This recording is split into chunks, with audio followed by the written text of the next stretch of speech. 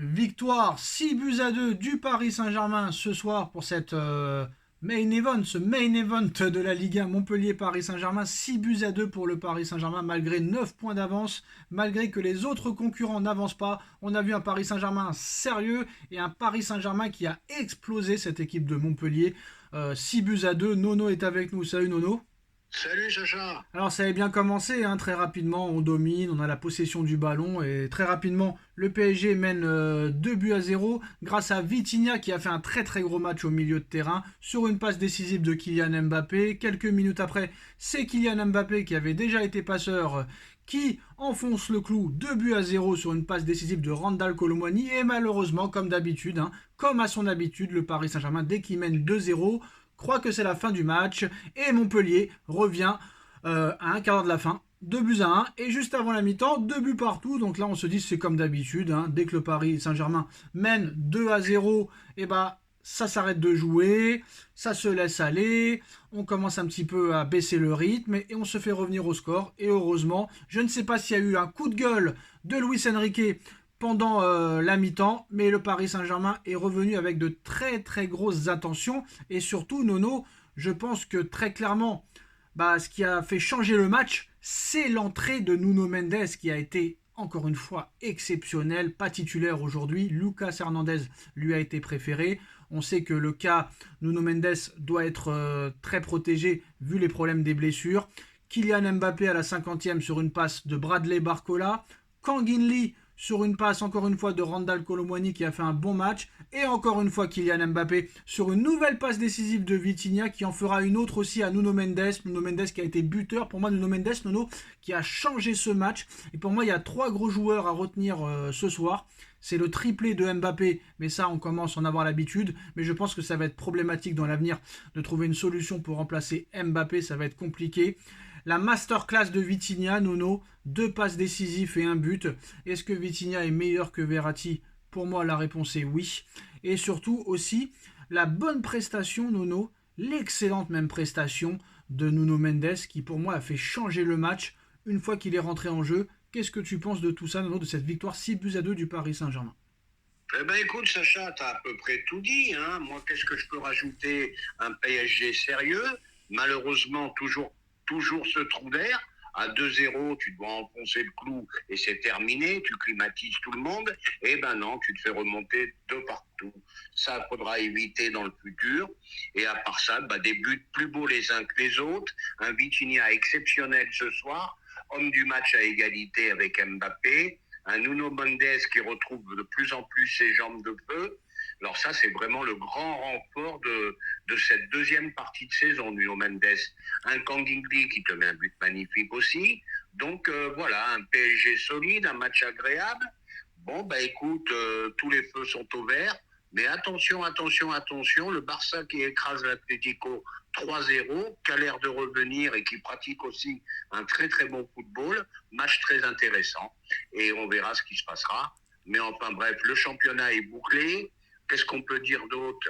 Eh ben c'est tout. Le championnat est bouclé. On va regretter une chose. C'est vraiment un handicap pour Paris. C'est le manque de, comment dirais-je, le manque d'adversaires, quoi.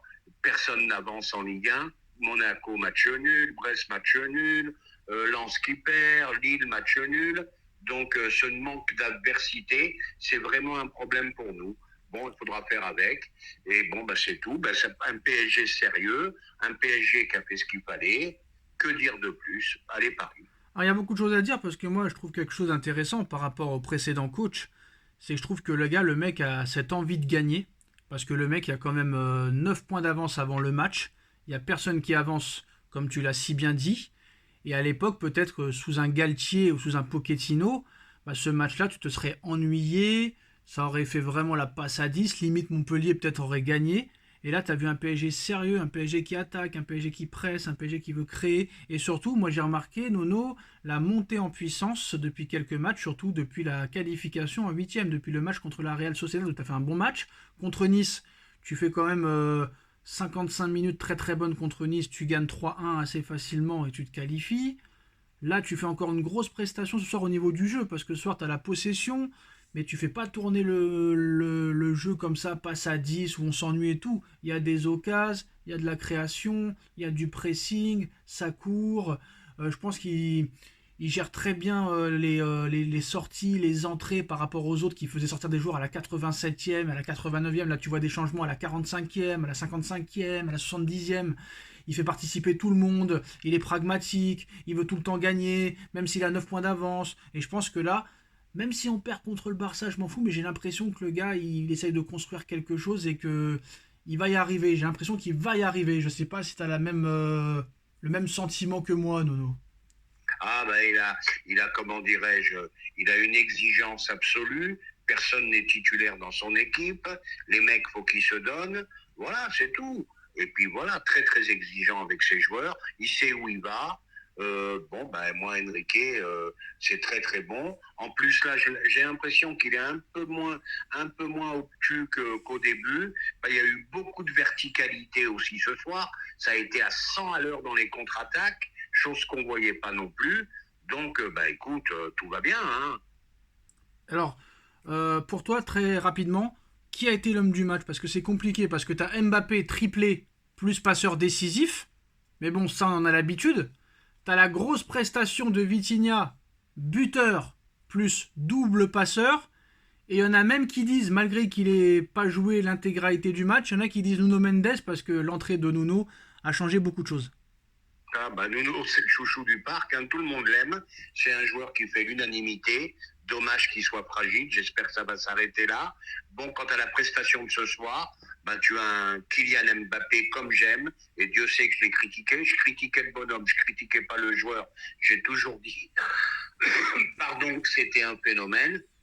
Et ben, quand tu joues au football, Kylian, et que tu parles pas, bah, c'est magnifique. C'est magnifique. Quant à Vitinha, très très grosse prestation, très très très grosse prestation. Celui-là, il va falloir le blinder, hein. Je pense qu'il va falloir le blinder parce que je sais pas son contrat jusqu'à quand, mais il progresse de saison en saison. Voilà. Est-ce que Vitinha est meilleur que Verratti? Eh ben écoute, j'avais critiqué Riolo à ce sujet-là. Eh ben, la grande différence qu'il y a déjà entre Vitinha et Verratti, c'est que Vitinha a une frappe de balle et il plante et il met des buts. Et il fait des passes décisives, chose que ne faisait pas Verratti. Si, Verratti, c'était le roi de la passe décisive. Ah bon, je suis pas si sûr que ça. Hein.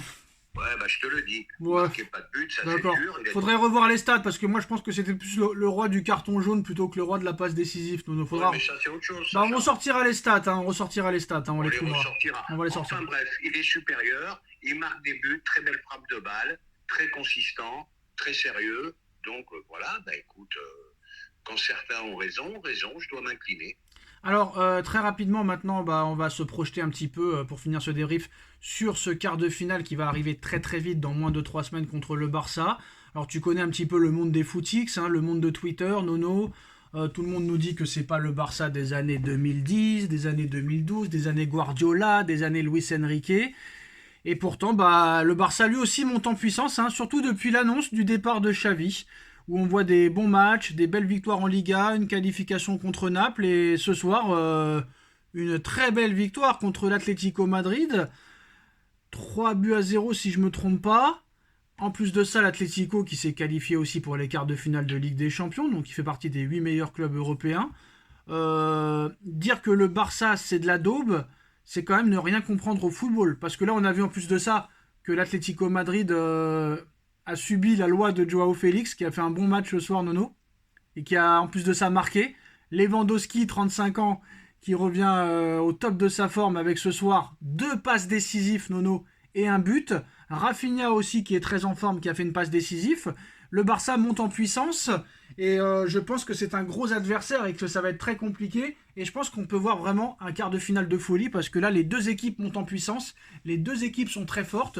Donc ça risque d'être du très très lourd. Maintenant, on va prier pour qu'il n'y ait pas de blessés durant cette trêve internationale de daube, quoi. De merde. Eh ben écoute, j'ai un peu zappé. Un très très gros Barça, hein.